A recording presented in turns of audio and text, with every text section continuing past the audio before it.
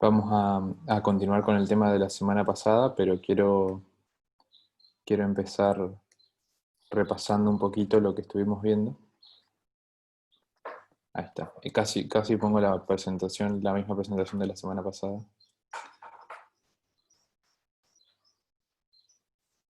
Ahí estamos. Parte 2. Me gustaría también que los que estuvieron la semana pasada puedan participar, ayudarme a repasar, ¿sí? Primero que nada, quiero repasar los objetivos que teníamos, eh, porque hay muchísima información, mucha información, que yo tuve que ir omitiendo para poder hacer el tema más corto y a la vez abarcar los conceptos principales, ¿sí? Entonces, desde ese punto de vista quiero repasar la idea de que yo tenía de nivelar un poco la comprensión de este tema en todos los que participen, para que todas las personas que puedan ver los estudios puedan estar en la misma página, ¿sí? Eh, Vamos a continuar con el repaso histórico de periodos relevantes de la historia, eh, entender las bases de las cuales se sustenta la idolatría. Creo que eso lo hicimos la semana pasada, vamos por ahí a reforzarlo un poquito. Eh, ¿Cómo se ve la idolatría a medida que pasa el tiempo? ¿En dónde se ve? Eso es algo que hoy tal vez tenga un color diferente.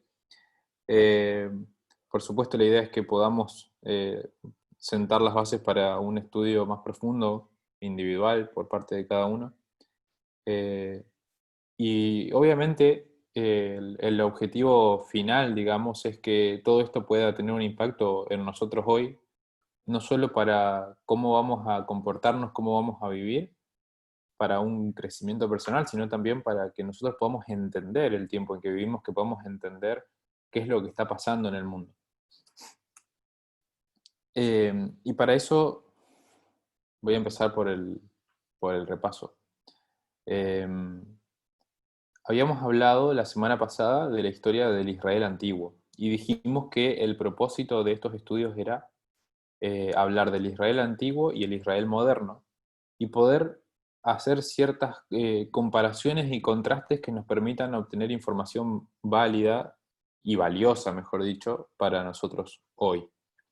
Y en este repaso del Israel antiguo, nosotros repasamos puntualmente eh, tres porciones de la historia, ¿sí? Tal vez alguna otra extra que yo sumé, pero primero que nada vimos el éxodo, la salida de Egipto, ¿sí? Y vimos que el pueblo de Israel salió de Egipto, pero hubo algo que se llevó de Egipto. Vimos que ni bien eh, salieron, ni bien comenzaron ese éxodo, a los pies del monte Sinaí, ellos tuvieron cometieron este gran pecado, ¿no? Como dice Éxodo, y construyeron el becerro de oro.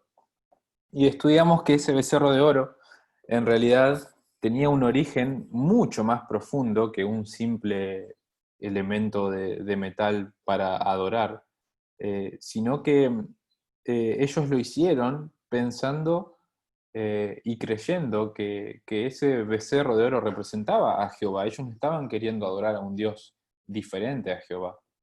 Y a su vez, ese becerro era una representación de un líder, de un rey con fuerza, un rey conquistador, alguien que tenía poder para hacer grande a su nación. Entonces ellos combinaban eso. ¿Y de dónde sacaron ellos la idea de combinar a un rey, a un líder de una nación, con Dios? ¿De dónde sacaron esa idea? Y es interesante ver que justamente en Egipto ellos tenían el toro Apis, que era una representación, era una deidad, pero que representaba a la realeza, ¿sí? Y vemos que al mismo faraón se lo consideraba un dios viviente. Entonces ellos traen esa combinación de Egipto y se la llevan consigo y la quieren aplicar en su propia nación. Nosotros seguimos avanzando en la historia y vimos que en Primera de Samuel estudiamos la parte en cuando ellos le piden un rey a Samuel, y finalmente termina siendo Saúl el rey de Israel, el primer rey de Israel. Dios le dijo a Samuel: no te están rechazando a vos, me están rechazando a mí para que yo no los gobierne. Eso decía el texto y era muy interesante ese detalle. Ellos no quieren que yo los gobierne. Ellos quieren un Dios a su propia imagen, un Dios rey, un Dios que se manifiesta en la imagen de un monarca poderoso, conquistador. Entonces, ellos siguen con esta idea. Vimos que a causa de la idolatría ellos son llevados a Babilonia, y en Babilonia, en el cautiverio, son curados de la idolatría, pero solo en un sentido. ¿Se acuerdan que habíamos repasado que la idolatría tenía dos partes? Tenía la forma y las características. Ellos fueron curados de la forma de la idolatría, solo de la imagen, pero no de las características. ¿Cómo podemos ver esto? Lo podemos ver porque en el tiempo del Imperio Romano, cuando Cristo viene a la tierra, ellos no pueden comprender la naturaleza del reino de Dios y no pueden identificar al Mesías. ¿Por qué? Porque ellos seguían buscando un monarca poderoso, fuerte, que los libere con coraje del yugo romano. Tal vez, decía Elena de White, ellos ya nunca más se vieron tentados a adorar imágenes, pero ellos seguían formando un Dios a su propia imagen, que es el concepto básico de la idolatría. Entonces, con esto en mente, esta imagen, no sé si se acuerdan, pero estaba en la presentación de la semana pasada. La pregunta para nosotros hoy es: ¿eso que vemos en la imagen está presente también en el tiempo del fin? Obviamente que la respuesta es sí, porque si no, no estaría yo haciendo estas presentaciones. Pero bueno, lo puse como para un punto de partida, ¿sí? Y a modo de introducción, recién repasamos lo que vemos en la línea de arriba, ¿sí? Y es interesante porque ellos estuvieron en un cautiverio de 400 años en el cual el sábado se perdió. Ellos dejaron de guardar el sábado, ya sea por costumbre o por obligación o por lo que sea.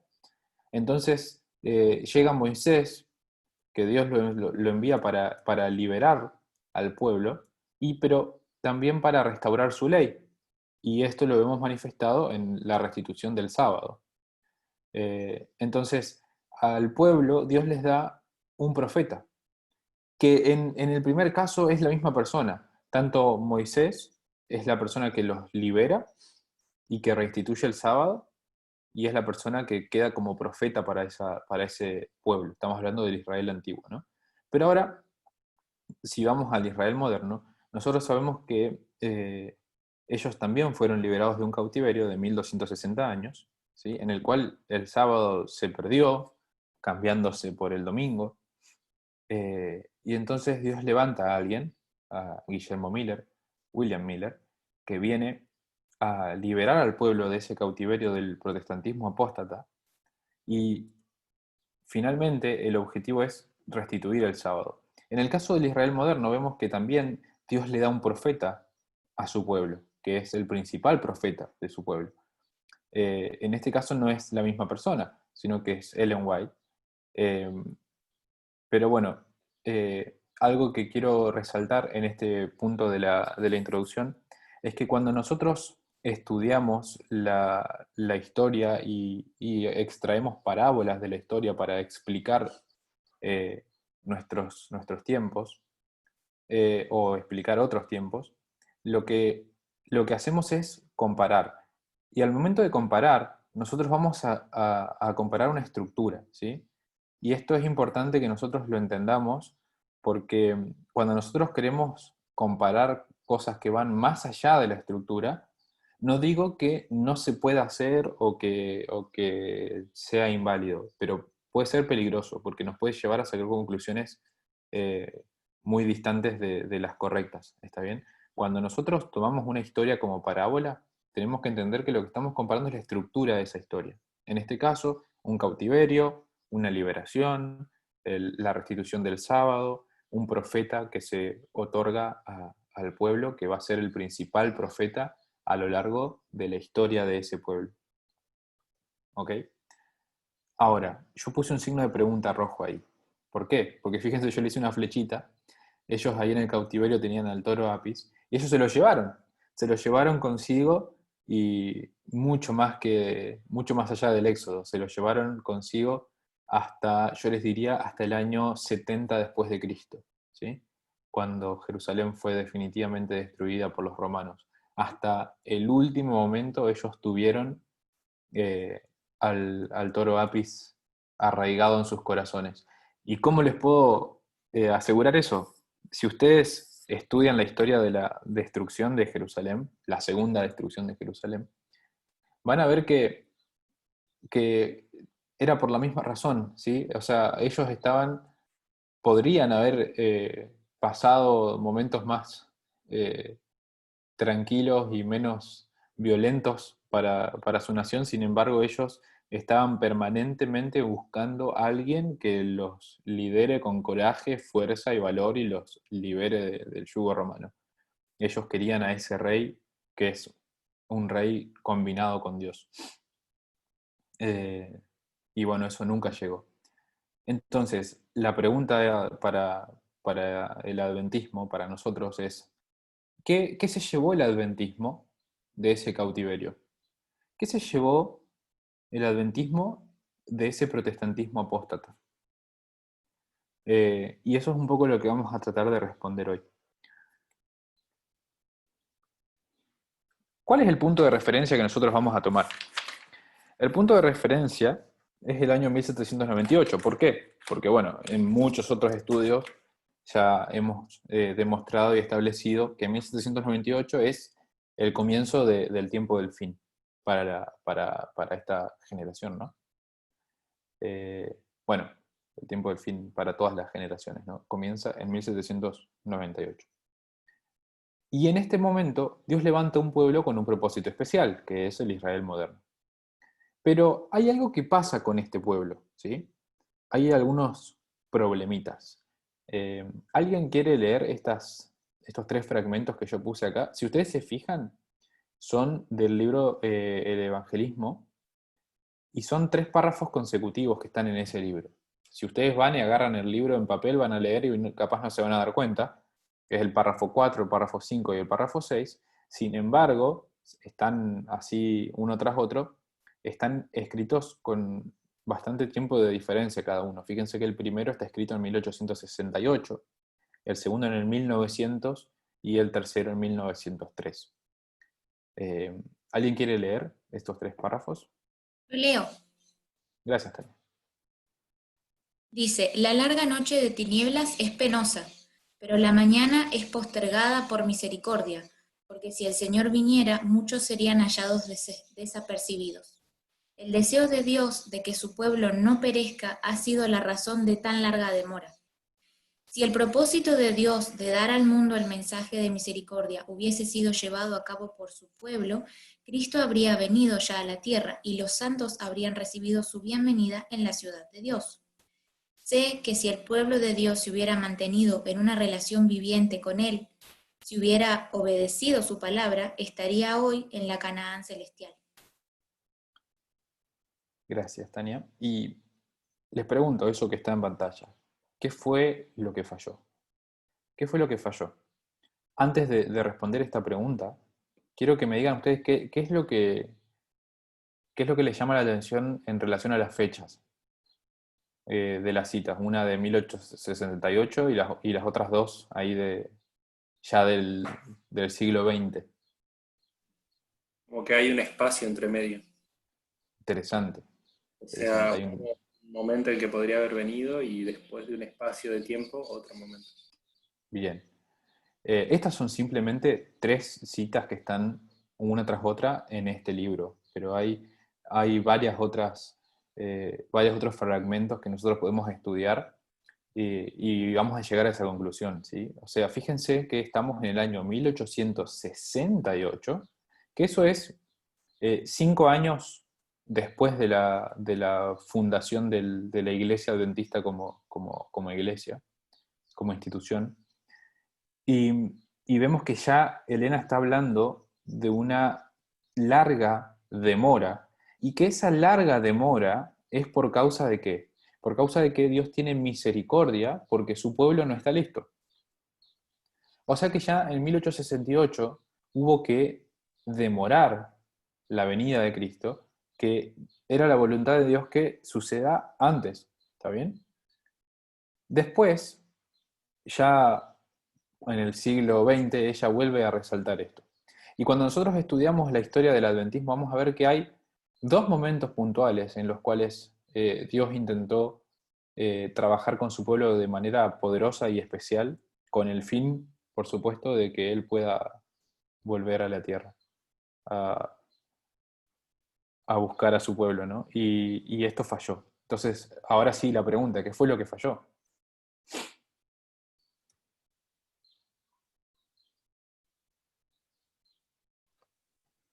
La preparación. Bien.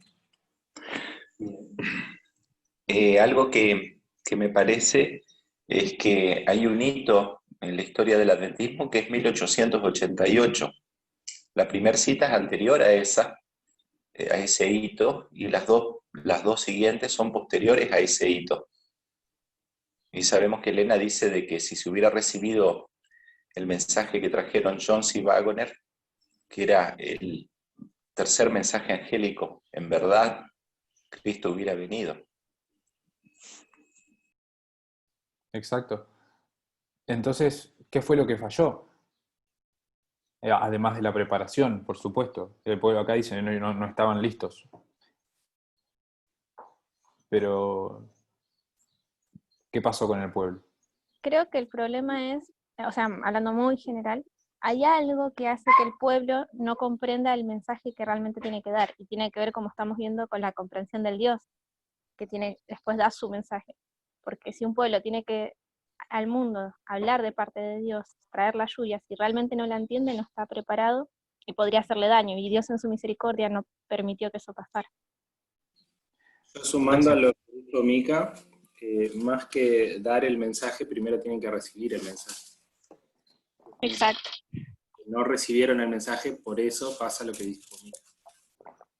Sí, quizás ese es el punto clave, o sea, que nos aferramos a lo que creemos que es la verdad y nos negamos cerramos nuestras mentes a cosas nuevas, a mensajes diferentes que no encajan en nuestras ideas preconcebidas.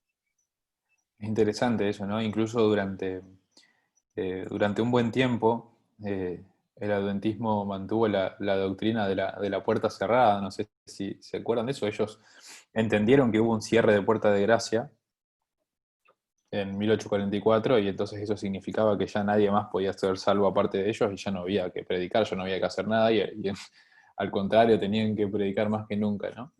Pero siempre está ese elemento ahí interponiéndose. Es Eh, interesante también Ujú. porque de eso consiste en aceptar el mensaje, ¿no? No solamente seguirlo, sino aceptarlo en nuestra mente, en nuestra vida como algo práctico también. Ujú. Exacto. Entonces, lo que falló fue que el pueblo de Israel moderno, ¿sí? Entró en estado laodicense. Eh, y justamente este estado laodicense tiene que ver con todo lo que ustedes dijeron, ¿está? Pero me gustaría que leamos esta cita, alguien que tenga ganas de leerlo y que enfatice las partes que yo enfaticé también. Yo lo puedo leer. Gracias. Adelante. Sale eso, si quieres. Ok, dice, el testigo fiel dice a una iglesia fría, sin vida y sin Cristo: yo conozco tus obras, que ni eres frío ni caliente. Ojalá fueses frío o caliente. Pero por cuanto eres tibio y no frío ni caliente, te vomitaré de mi boca. Tomen buena nota de las siguientes palabras, porque tú dices, yo soy rico y me he enriquecido, y de ninguna cosa tengo necesidad. Y no sabes que tú eres un desventurado, miserable, pobre, ciego y desnudo. Así que aquí se representa a los que se enorgullecen de sí mismos por su posesión de conocimiento y superioridad espirituales, pero no han respondido a las bendiciones inmerecidas que Dios les ha conferido. Han estado llenos de rebelión, ingratitud y olvido de Dios, y todavía Él los ha tratado como un padre amante y perdonador trata a un hijo ingrato y descarriado. Han resistido su gracia, han abusado de sus privilegios, han menospreciado sus oportunidades y han conformado con hundirse en la satisfacción en la lamentable ingratitud, el formalismo vacío y la insinceridad hipócrita. Con orgullo farisaico han alardeado de sí mismos hasta que se ha dicho de ellos: tú dices, yo soy rico y me he enriquecido, y de ninguna cosa tengo necesidad. Bueno, es muy fuerte esta cita. Eh, Fíjense cómo empieza. Así dice el testigo fiel de una iglesia fría, sin vida y sin Cristo. Esa es la iglesia que falló en cumplir su misión, ¿sí? Esa es la iglesia que, por causa de que no estaba lista, Dios tuvo que retrasar su venida. Eh, pero, ¿qué es lo que hace a esta iglesia la Odisea? Esa es una pregunta que me parece súper importante que nosotros la respondamos. Porque, por lo menos en el contexto adventista, donde por lo menos yo siempre crecí y compartí, cuando nosotros hablábamos de que nuestra iglesia es una iglesia tibia, que no es ni fría ni caliente, que nuestra iglesia es la Odisea, generalmente era en contexto de la mundanalidad, del libertinaje, ¿sí? De ver cómo esas cosas en teoría estaban invadiendo la iglesia, ¿sí? Y a causa de toda esa mundanalidad, libertinaje y otros asuntos como la homosexualidad, etcétera, a causa de todo eso es nuestro estado laodicense. Y nada puede estar más lejos de la verdad, porque Elena es clara acá, o sea, esta condición laodicense tiene que ver con un conocimiento espiritual, ¿sí? Superior, o por lo menos creer que se tiene un conocimiento espiritual superior. Tiene que ver con pensar esto: yo soy un pueblo peculiar, yo soy rico, Dios me eligió a mí, ¿sí? Hablaba del orgullo farisaico. El orgullo farisaico es algo indispensable para la condición laodicense, ¿sí? Es un pueblo que refiere estar anhelando la llegada del Mesías, están listos para recibir al Mesías, y en realidad no están listos para recibir al Mesías, pero no porque son mundanos, sino porque no saben cómo es el Mesías y no entienden cómo es el reino de ese Mesías. Eso es la Odisea, ¿sí? Y eso es lo que falló. Y entonces, ahora vamos a enfocarnos en la historia que queremos repasar hoy. Recuerden, la pregunta que queremos responder nosotros es: ¿qué es lo que el adventismo se trajo del cautiverio del protestantismo apóstata? ¿Sí? ¿Qué es lo que, así como el pueblo de Israel se llevó el toro Apis, qué es lo que se llevó el adventismo? Entonces, por eso nosotros queremos repasar la historia del protestantismo apóstata. Y en esta historia nosotros vamos a encontrarnos con protestantes conservadores y protestantes liberales. Y esta rama de conservadores y liberales no solo está dentro del protestantismo, lo vamos a ver que está dentro del catolicismo y dentro de muchas otras áreas, ¿sí? Y la aclaración que yo quiero hacer respecto a esto, antes de empezar, es que nosotros vamos a hablar de los términos conservadores y liberales desde un aspecto social, ¿sí? No desde un aspecto moral.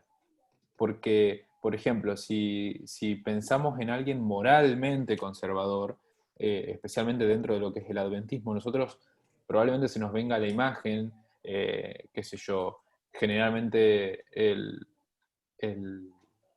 machismo presente, ¿no? Entonces, una mujer con pollera larga, sin maquillaje, sin alhajas, ¿sí? Esa es la imagen.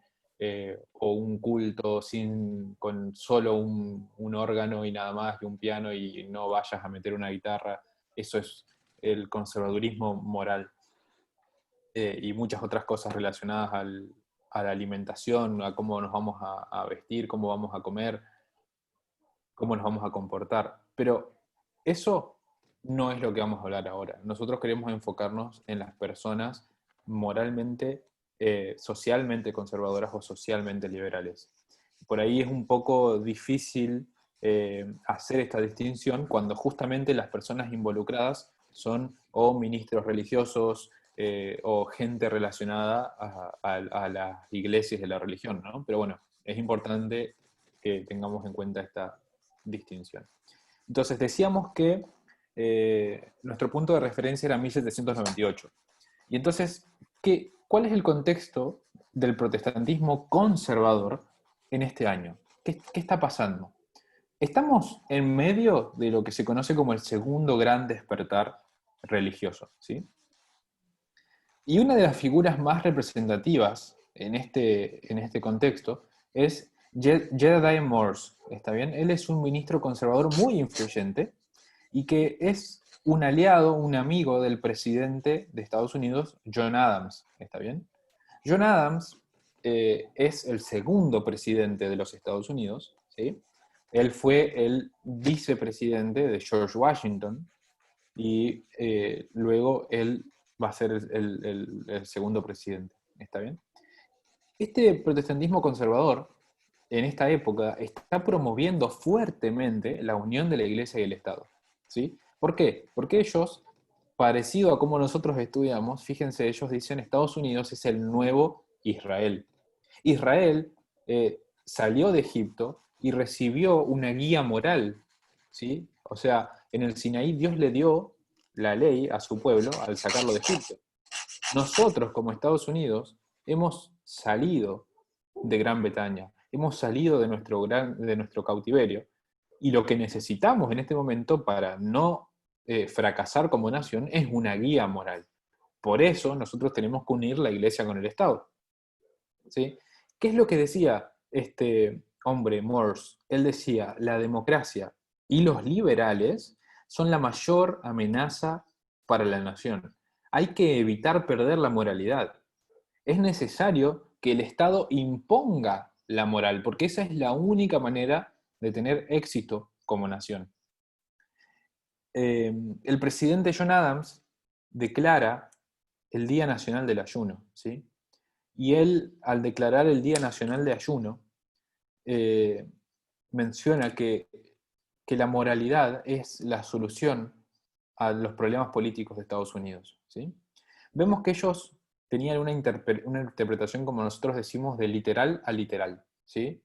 No entendían que es de literal a espiritual. Y vamos a ver en un momento más adelante que es este el punto en el que comienzan a surgir las teorías de conspiración, que es algo sumamente importante en lo que es el protestantismo conservador.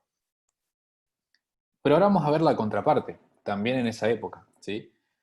Los protestantes liberales. Estamos también en el segundo gran despertar religioso, y el candidato a la presidencia, que las elecciones iban a ser en el año 1800, ¿sí? Era Thomas Jefferson. Esa era la principal competencia de John Adams, porque claro, John Adams iba por la reelección y había mucha gente desconforme con John Adams y Thomas Jefferson estaba cobrando mucha fuerza. Y es interesante que ante esta competencia que estaba surgiendo, Jedediah Morse dice que Thomas Jefferson, que era un simpatizante de los liberales, ¿sí? Y era apoyado por la rama liberal del protestantismo, dice, Thomas Jefferson es Acaz, es el rey Acaz, el malvado rey Acaz, ¿sí? En comparación con el presidente John Adams, que es el sabio Ezequías. Entonces, fíjense cómo comparaba sin ningún criterio, digamos, a los reyes de Israel con los presidentes. Los protestantes liberales creían que era sumamente importante separar la iglesia del Estado. Sí, ellos pensaban que el clérigo no debía involucrarse en política. De hecho, Thomas Jefferson en realidad no es que él era un protestante liberal, ¿sí? Solamente yo quiero aclarar que la rama liberal lo apoyaba y él simpatizaba con la rama liberal. Pero él no era muy religioso. Y hay un ministro muy importante para los liberales que es William Bentley, ¿sí? Y a William Bentley, Thomas Jefferson le ofrece puestos políticos, y William Bentley los rechaza porque él no estaba interesado en eso. Él creía fielmente que el clérigo no debe involucrarse en política. Y algo que ellos promovían también es que las personas tenían que entender la escritura por sí mismas, en contraparte con los conservadores que decían que el clérigo debe interpretar la escritura para el pueblo. Ahora, ese es el contexto en relación a conservadores y liberales en 1798. Pero la pregunta es, ¿qué nos trajo hasta ese punto? ¿Qué nos trajo hasta aquí? Bueno, lo que nos trajo hasta acá es el primer gran despertar religioso, ¿sí? Nos vamos un poquito más atrás. Esto fue en la primera mitad del siglo... ahí yo puse un número totalmente equivocado, ¿sí? Dice siglo XIII, ahí no sé por qué, pero bueno, era siglo XVIII. Esa era mi intención. En la primera mitad del siglo XVIII, más o menos alrededor de 1740, ¿sí? Ahí es el primer gran despertar religioso. Este primer gran despertar religioso genera una división y una crisis en el protestantismo, porque a partir de este gran despertar religioso surge lo que es el movimiento liberal, que antes no estaba. Entonces comienza esta puja entre liberales y conservadores, y además todo este periodo de tiempo está muy destacado por eventos sumamente importantes. Fíjense, la Revolución Americana. En la Revolución Americana no es solamente que significó la independencia de Estados Unidos de Gran Bretaña, sino que, por supuesto, generó un problema político importantísimo, porque hay una tensión muy fuerte con Gran Bretaña. Un riesgo de enfrentamiento bélico siempre en puerta, ¿no? Por otro lado, la formación de la República, la creación de la Constitución y además también la Revolución Francesa. Y vamos a ver que se empieza a generar cierta tensión con Francia y estuvieron a punto de ir a la guerra. Incluso llegó a haber un enfrentamiento naval, creo que se dice, que bueno, no fue muy significativo, pero estuvieron a punto de ir a la guerra. Los conservadores tenían miedo de lo siguiente. Ellos decían, si América pierde la moralidad, definitivamente caerá. Entonces, todas estas ideas que surgen a partir del primer gran despertar religioso se ven muy manifiestas en lo que estábamos diciendo recién, en todo lo que envuelve al año 1798. Y fíjense esa fecha, 9 de mayo de 1798. En un sermón, Jedediah Morse va a decir algo que la gente no estaba esperando, para nada. La gente, él estaba esperando cualquier cosa en su sermón, menos lo que él empieza a decir. Como les decía, si ustedes se fijan en lo que es ese año, era un momento en donde se comenzaba fuerte con la campaña para las elecciones del 1800. Lo que dice Jedediah Morse es, hay sociedades secretas que están bajo la influencia y la dirección de Francia, que tienen ideas subversivas respecto a la religión y al gobierno de Estados Unidos. Ellos trabajan en conjunto con el papado y en conjunto con la rama evangélica liberal. Y ellos son los Illuminati. Ellos dicen, él dice que hay dos estados de Estados Unidos, particularmente que amparan, ¿sí?, la obra de los Illuminati, que son Virginia y New York. ¿Está bien? Y no lo dice en ese... Fíjense que estamos en el contexto de un sermón, ¿ok? Y esto es importante porque él no menciona esos dos estados al azar. Tiene algo detrás, y es que Virginia y New York son los estados de Thomas Jefferson, que es la competencia, y Alexander Hamilton. Me parece que no era Alexander, creo que, bueno, ahora no importa. Hamilton. James ¿sí? Madison. ¿Eh? James Madison. No. Alexander Hamilton. Que era un Ah. poderoso enemigo de James Adams. No me acordaba si se llamaba Alexander o no, pero creo que sí. Yo creo que sí. Si es Yo Hamilton creo es que sí se Alexander, llama sí. así. Alexander Hamilton, si ustedes van a... yo no entendía muy bien por qué era un enemigo de John Adams, porque Hamilton era federal, ¿sí? Hasta los huesos, era sumamente conservador. Pero bueno, Hamilton quería ir a la guerra con Francia y John Adams no. Y Hamilton era uno de los comandantes y él quería ir a la guerra y bueno, entonces se le opuso y le hizo una oposición muy fuerte que le costó la reelección. O sea, Adams no pudo ser reelecto y en gran parte gracias a la oposición de Hamilton.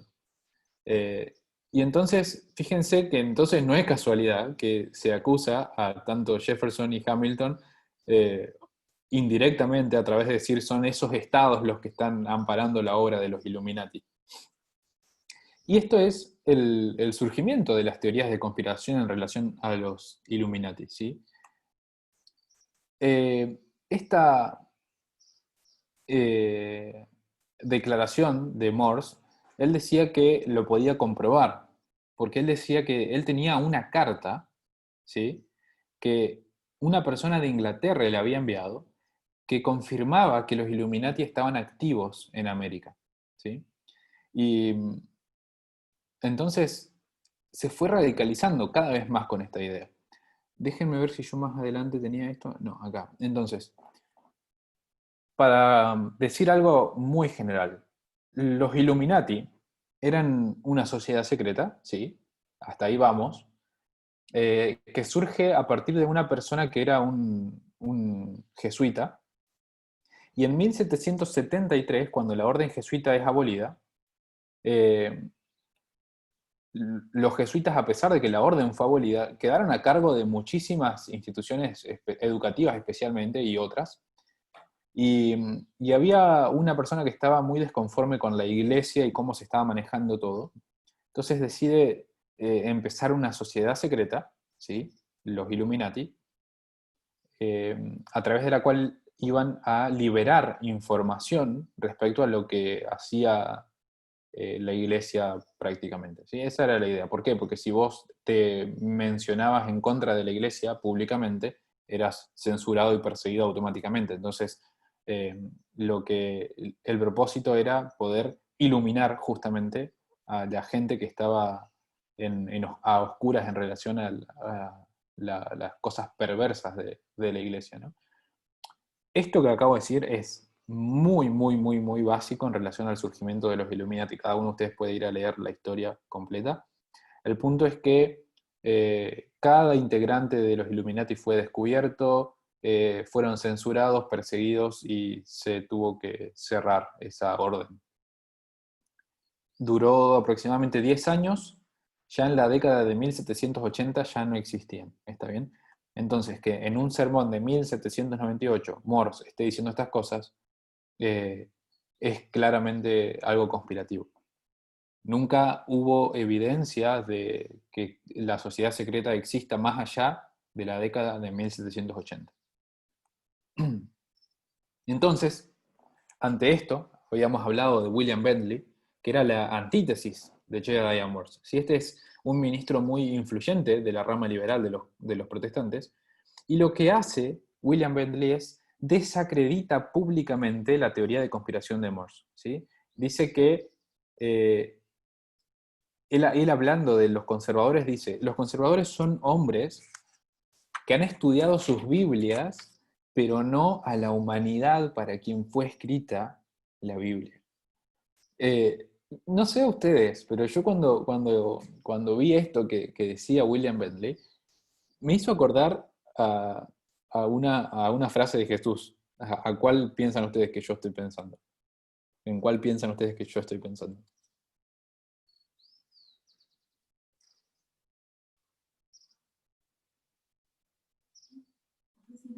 Los hipócritas. ¿El sábado no fue hecho para el hombre? Exacto. ¿Cómo? Que el sábado fue hecho para el hombre y no el hombre para el sábado. Exacto. Fíjense que Jesús les dice a los fariseos, ¿no? El sábado fue hecho por causa del hombre, no al revés. Y estos fariseos, tenían una interpretación de las escrituras así, ¿no? Y me da mucha gracia porque se ve lo mismo, ¿sí? William Bennett le dice, son hombres que han estudiado las Biblias, pero no la humanidad para quien fue escrita la Biblia. Son hombres que saben más de sus propias opiniones y dogmas que de la historia y la investigación. Él decía que el clérigo de Estados Unidos en general estaba sufriendo a causa de esos individuos que eran sin escrúpulos, ignorantes e intolerantes. Y finalmente, Bentley terminó humillando a Morse públicamente porque lo forzó a que muestre la carta que él decía tener, y para hacer corta la historia, se comprobó que la carta era evidencia fabricada, ¿sí? que no existía. Terminó muy humillado Morse. Bien. Ahora, tal vez parezca que no viene tanto al caso, pero yo quiero hablar un ratito en relación a esto de los Illuminati. Y vamos a hacer un veloz recorrido por la historia, ¿está bien? Yo ya les conté un poquito cómo fue el tema del surgimiento y cómo duraron aproximadamente 9 a 10 años y fueron censurados y dejó de existir la orden de los Illuminati. ¿Qué es lo que se dice desde aquel entonces en relación a ellos? Se dice que los Illuminati fueron la causa de la Revolución Francesa, y también está todo esto de los padres fundadores de Estados Unidos, que en realidad eran títeres del anticristo. ¿Por qué? Porque los Illuminati, en teoría, como les dije antes, trabajan en relación con el papado, ¿sí? Y con los liberales para llevar alguna agenda secreta política, ¿está bien? Y esto es lo que se creía, que la causa de la Revolución Francesa, por ejemplo, son los Illuminati. ¿Y por qué destaco esto? Porque incluso en el adventismo hoy en día, ¿sí? Muchas personas creen que los Illuminati fueron los que causaron la Revolución Francesa en realidad. Cuando en realidad Elena de White es clara respecto a la causa de la Revolución Francesa, y ahí está, no lo vamos a leer, pero si ustedes quieren anotar la referencia después lo pueden ir a buscar. Claro, o sea, la gente estaba harta de Roma, ¿sí? De Roma como iglesia. Estaban harta de la monarquía y de esa unión perversa de la iglesia con el Estado. Y eso es lo que causó la revolución, no fueron sociedades secretas ni nada de eso. Y a esto, como estoy utilizando a Elena de White para fundamentar la verdadera causa de la revolución, también quiero aprovechar para mencionar qué es lo que dice Elena de White respecto a las sociedades secretas. Y esto es sumamente importante, porque Elena de White menciona algunas veces las sociedades secretas. Yo acá es donde no me voy a demorar mucho en recorrer todas las citas. Después ustedes lo pueden hacer. Yo no les dejé las referencias acá en la presentación, pero después si quieren me las piden. Pero ella, cuando se refiere a las sociedades secretas, en la mayoría de las ocasiones ella se está refiriendo a dos situaciones diferentes. Una, lo que es el Ku Klux Klan, ¿está bien? Que eran las sociedades secretas que se iban a formar para perseguir y matar a los esclavos, ¿está bien? Y esa sociedad secreta está ampliamente estudiada y reconocida, ¿no?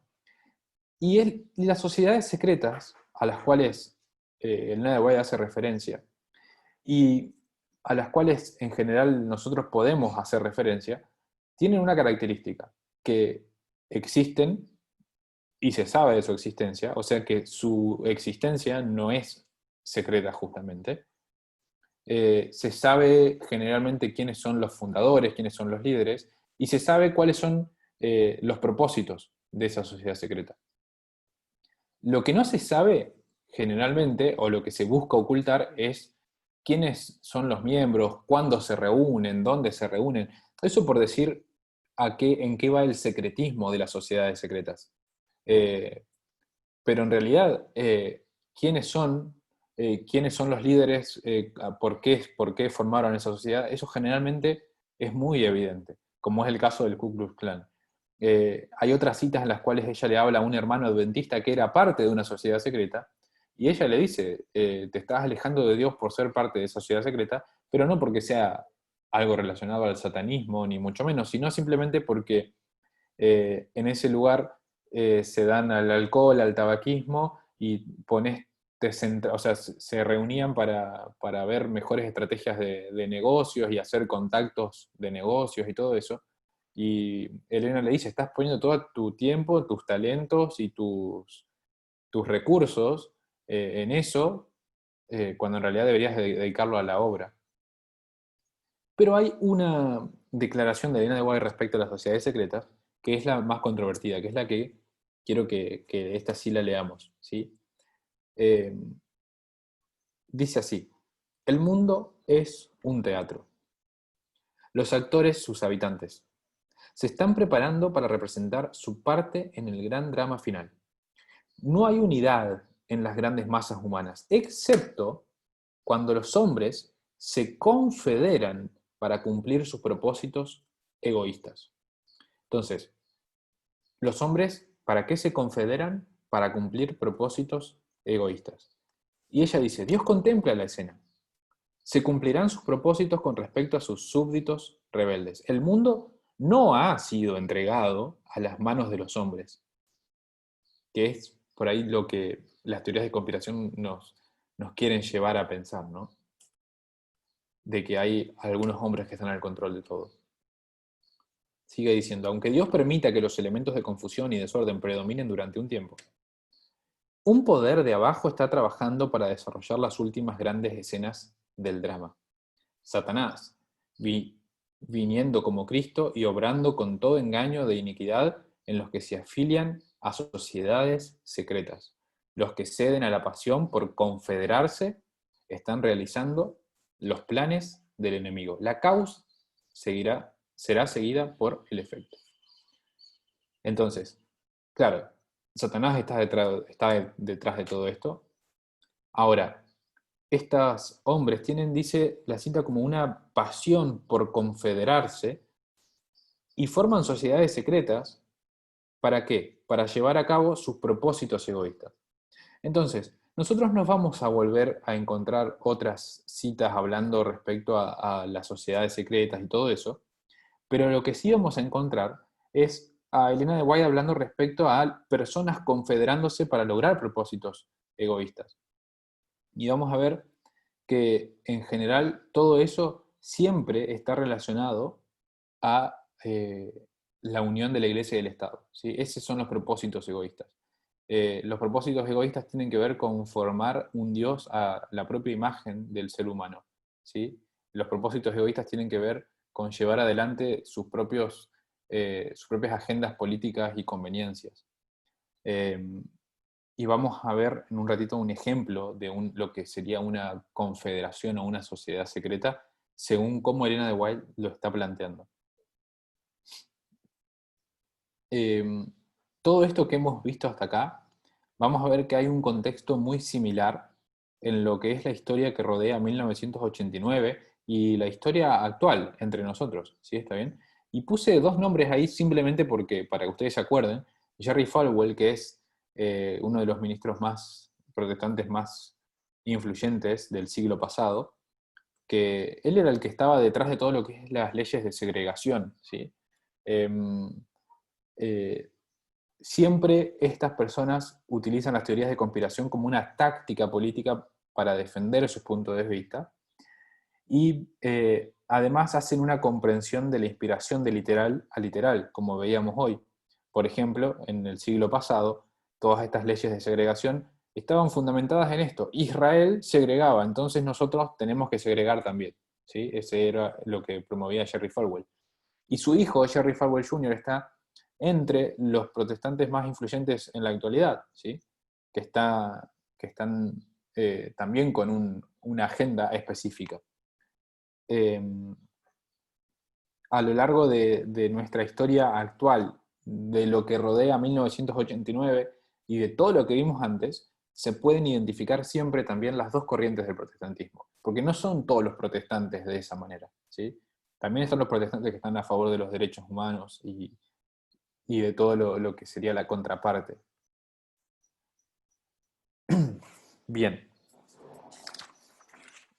Esta es la comparación a la cual nosotros queríamos llegar con este estudio, ¿sí?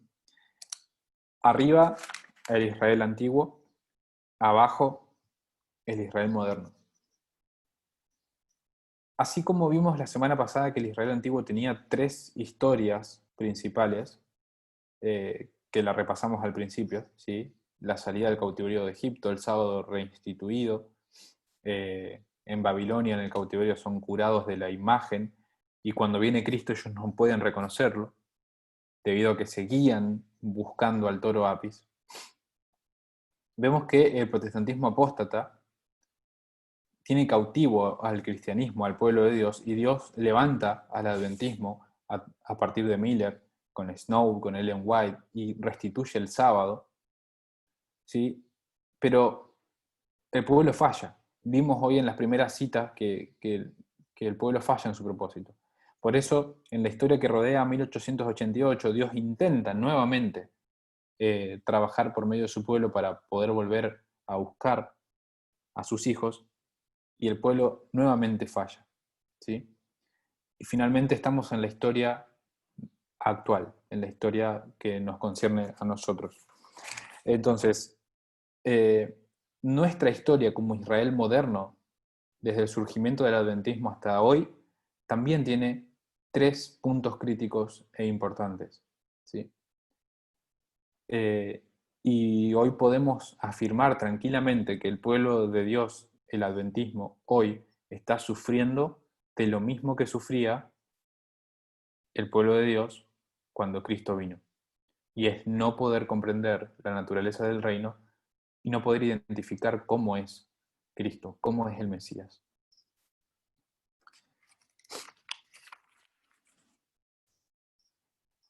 Yo, si me permiten, yo estoy revisando un poquito mis notas porque quiero ver, yo acá solo puse esto y quiero ver si había algo más que quería decir.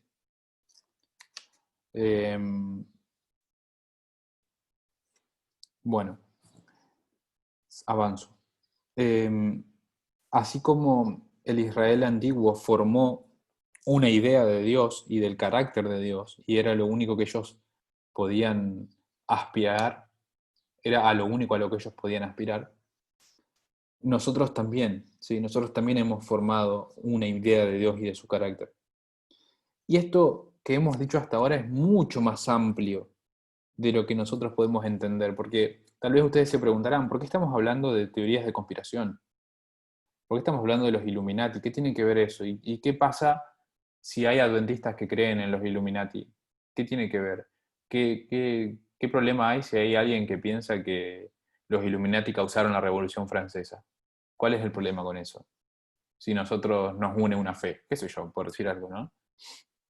Y entendemos que el problema es mucho más profundo, ¿sí? Porque es la forma en cómo nosotros entendemos los eventos externos, cómo nosotros entendemos las obras de la gran controversia. Si nosotros entendemos los eventos externos de cierta manera, vamos a entender la gran controversia de cierta manera. Y vamos a entender el carácter de Dios de cierta manera. Nosotros hemos moldeado todo nuestro entendimiento respecto de la Biblia y del carácter de Dios a la imagen de la idolatría del protestantismo apóstata, ¿sí?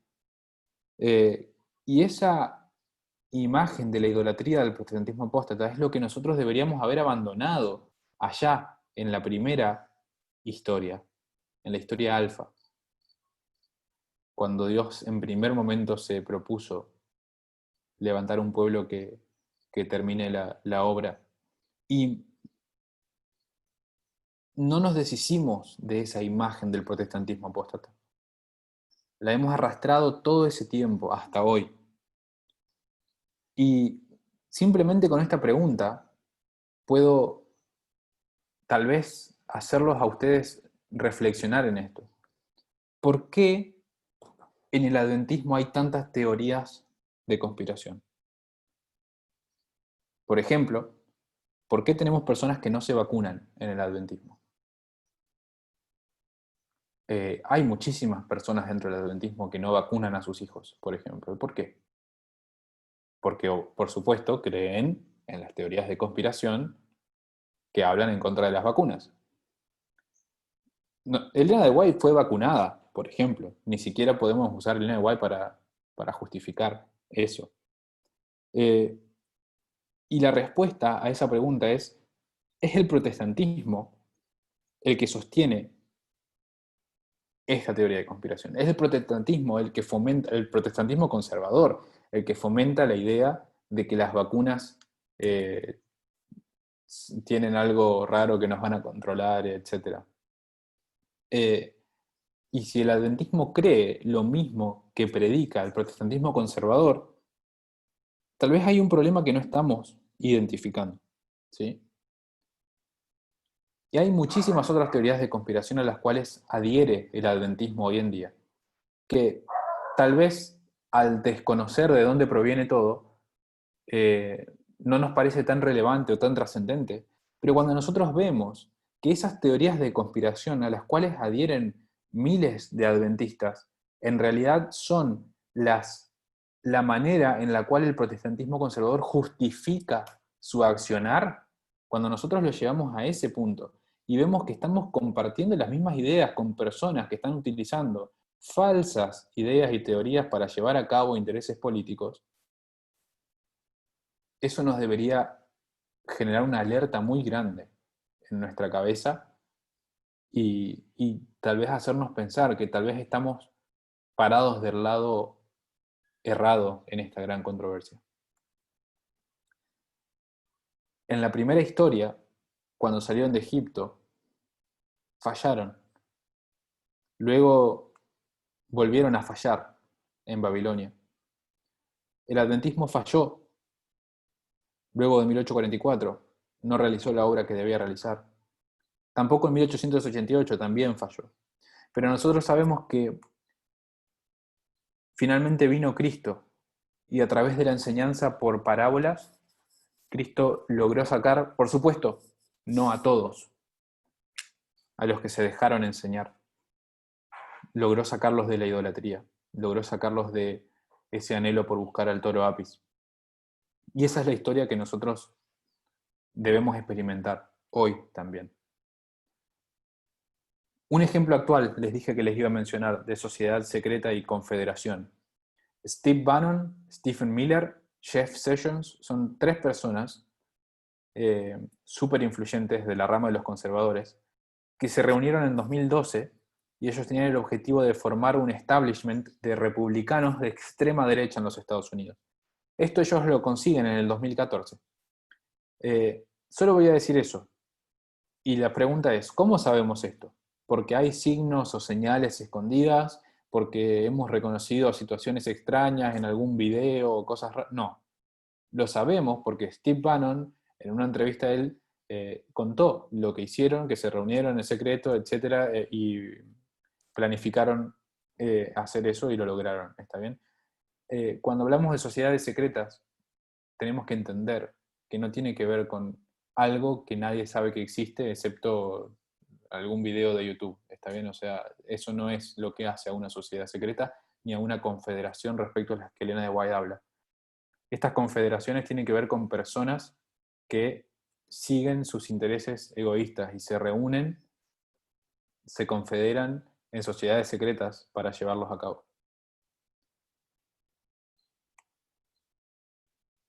Un Dios a nuestra propia imagen. ¿Sí? Me parece importante que pensemos y reflexionemos si tal vez no estamos nosotros haciendo eso. Si tal vez no estamos nosotros creyendo en un Dios que hemos formado a nuestra propia imagen. Nosotros, como movimiento, desde el año pasado estamos dando tal vez unos pasos un poco arriesgados Y arriesgados en el sentido de que van en contra de nuestra naturaleza como adventistas conservadores. La gran mayoría de nosotros vienen de un contexto conservador del adventismo. Y esos pasos que nosotros estamos dando, lo estamos dando a través de la enseñanza por parábolas. Cualquiera que ha estado siguiendo nuestros estudios durante algún tiempo considerable sabe que es la parte más importante de nuestros estudios, la enseñanza por parábolas. Y lo que está sucediendo, lo que está sucediendo en realidad es que el adventismo está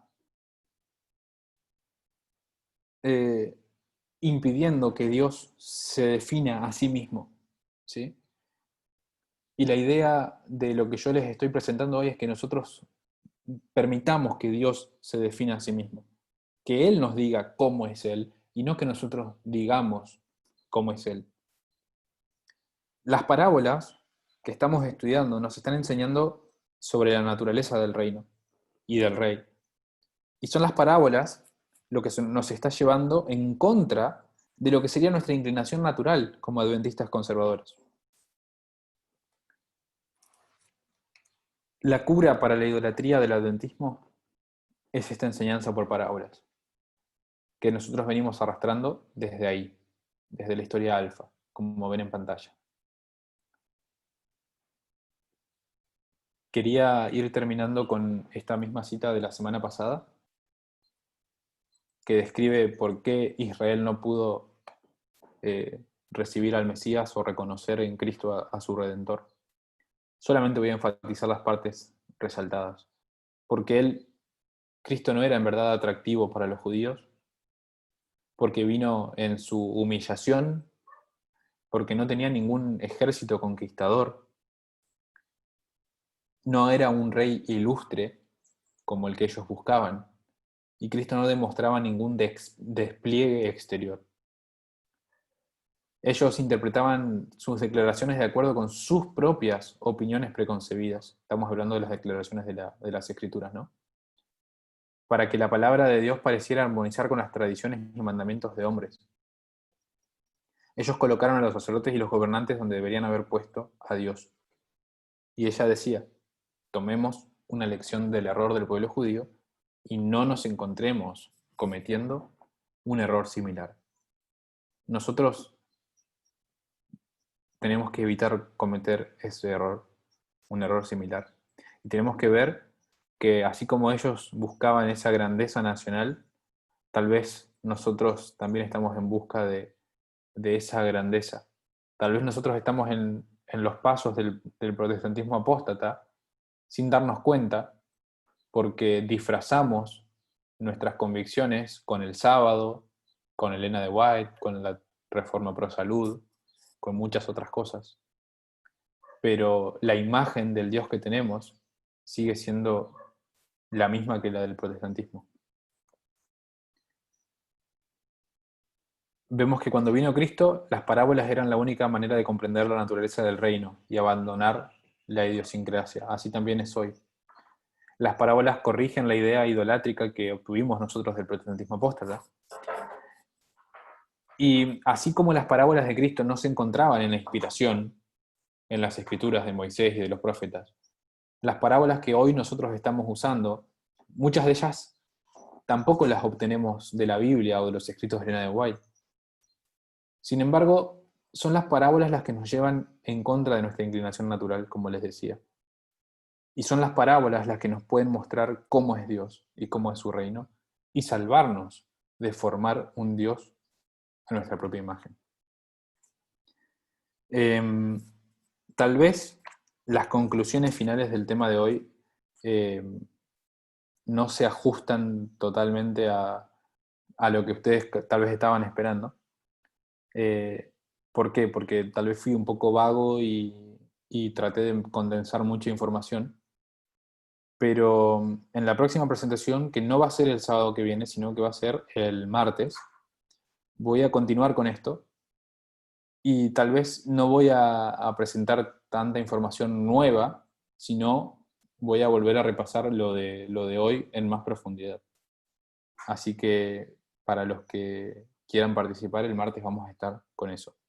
Así que bueno, acá termina la presentación de hoy. Espero que puedan tener un excelente sábado, que puedan descansar y disfrutarlo.